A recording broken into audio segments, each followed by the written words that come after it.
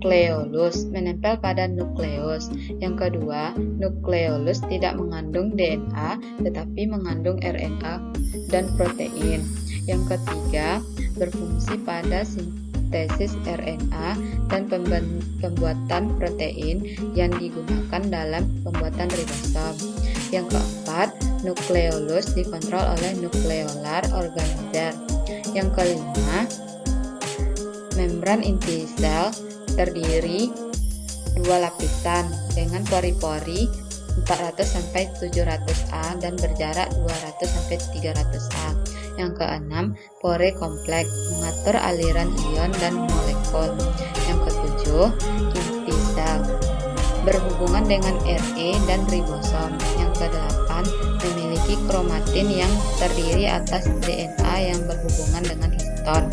Yang kesembilan, memiliki DNA dan RNA, polimerase, dan enzim glikosis dan siklus asetat.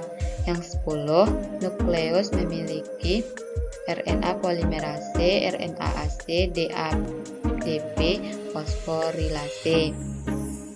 Selanjutnya, protoplasma. Yang pertama, seluruh area antara nukleus dan membran plasma yang penuh dengan organel terspesialiskan. Yang kedua, terdiri atas eksoplasma, lebih kental, banyak gula, dan endoplasma, sedikit granula. Yang ketiga, mengandung senyawa organik hasil metabolisme dan organel 75-85%, air 10-20%, protein 2-35%, lipid 1%, karbohidrat dan 1% senyawa organik. Yang keempat, protein membentuk filamen sitoskeleton selain mikrotubula, mikrofilamen, mikrotrabekula, dan filamen intramedia mikrotubula.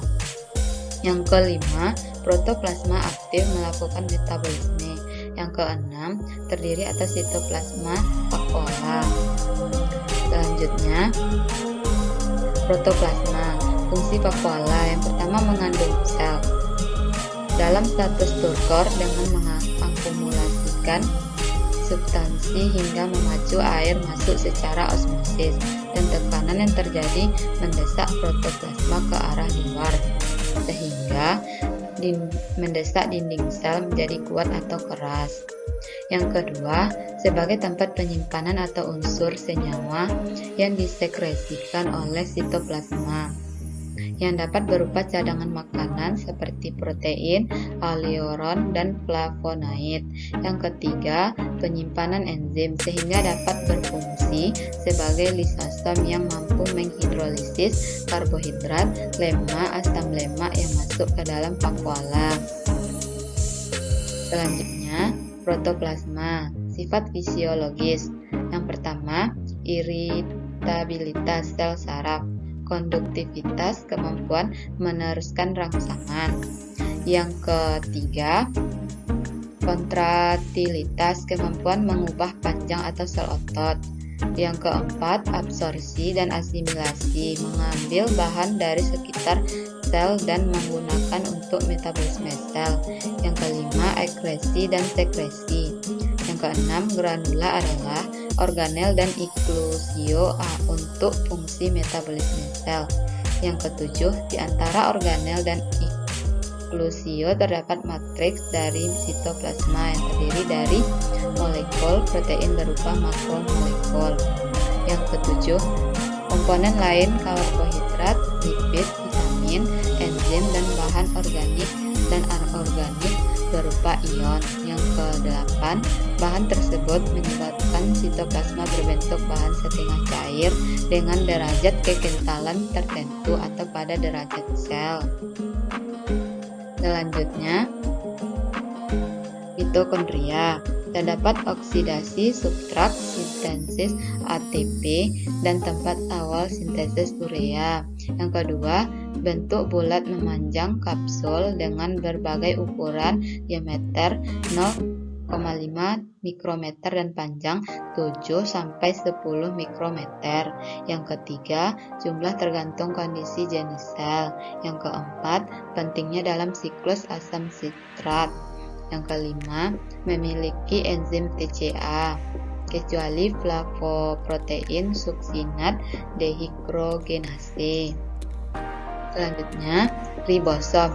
Yang pertama, mengandung asam nukleat yang berbeda dengan yang terdapat dalam kromatin pada inti sel. Yang kedua, terdiri atas nukleoprotein 15 mikrometer.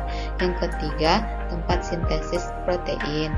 Yang keempat, RNA melekat pada ribosom atau poliribosom sebagai alat cetak pembentuk polipeptida. Yang kelima, dapat melekat pada organel sel yang bermembran. Yang keenam, terdapat juga pada sitosol. Yang ketujuh, poliribosom. Ribosom yang tersusun berderajat dihubungkan oleh benang halus. Selanjutnya, retikulum endoplasma. Protein yang dihasilkan dari RER antara lain adalah protein yang disekresikan keluar sel. Protein yang disekresikan keluar sel, protein integral, membran protein, protein khusus di dalam organel sel, protein di dalam Golgi, lisosom, endosom, dan vakuola. Makanan pada sel tumbuhan. SER banyak ditemukan pada otot rangka, tubulus ginjal, dan kelenjar endokrin yang mensekresikan hormon steroid. Selanjutnya, mesosom. RE pada sel jamur. Pada sel prokariot berupa pelipatan membran sitoplasma untuk memperluas permukaan dalam. Yang ketiga, diperkirakan berfungsi dalam pembentukan dinding sel dan dalam pembelahan sel. Selanjutnya, badan Golgi atau aparatus Golgi. Yang pertama, organel untuk pembuangan dan pemisahan jenis-jenis protein intrasel. Yang kedua, fungsi berkaitan dengan transportasi protein keluar sel. Yang ketiga, kompleks dekat inti sel dan berhubungan dengan RE. Yang keempat, tempat produksi glikoprotein. Yang kelima, pengatur aktivitas membran sel. Selanjutnya, lisosom. Pertama, organel yang memiliki enzim hidrolase. Yang kedua, diameter 250-270 mikrometer. Yang ketiga, berbentuk bulat atau oval dan jumlah tidak menentu. Yang kelima, berisi partikel kecil dan berukuran 55-80 A. Yang keenam, lisosom primer langsung berasal dari aparatur Golgi. Yang ketujuh, sitolisosom bahan sel yang tidak terpakai. Selanjutnya, sitoskeleton, rangka sel untuk memberi bentuk sel, mengatur dan menyebabkan gerakan sitoplastik yang beruntun dan berkaitan. Selanjutnya, kloroplas, tempat fotosintesis, memiliki pigmen klorofil, membran ganda, stroma, reaksi gelap, grana dan tilakoid, reaksi terang 40-60 grana atau klorofil, 5-20 tilakoid atau grana. Kloroplas sebagai tempat fotosintesis. Plastisida berwarna yaitu kromatofora, klorofil atau hijau, dan kloroplas. Plastisida tidak berwarna. Leukoplast, leukoaminoplas, pato atau eleoplas, lema atau protein noplas. Selanjutnya, organel lain, peroksistom, yaitu ruangan metabolisme khusus dibungkus membran tunggal, mengandung enzim mentransfer hidrogen dan berupa substrat ke oksigen menghasilkan oksigen perioksida. Yang kedua, yaitu beberapa peroksistom menggunakan oksigen untuk memecah lemak dan diangkut ke mitokondria sebagai bahan bakar tumbuh dengan menghubungkan protein dan lipid. Selanjutnya, organel sel, plasmodesmata, terdapat pada tumbuhan tingkat tinggi maupun tingkat rendah. Yang kedua berupa lubang bulat menembus dinding sel dan lamela tengah. Yang ketiga, lubang ini dilapisi plasmolema berisi. Sitoplasma berlubang kecil disebut tubules. Tubules saling berhubungan dengan ujian Re. Dapat dilewati air atau cairan sel. Selanjutnya, pada sel-sel yang berdekatan terdapat ruang antar sel yang saling berhubungan dan berakhir pada sitoplasma. Selanjutnya, siklus sel. Perbedaan siklus sel prokariot. Struktur. Yang pertama, memiliki struktur yang sederhana dan uniseluler. Yang kedua, inti sel.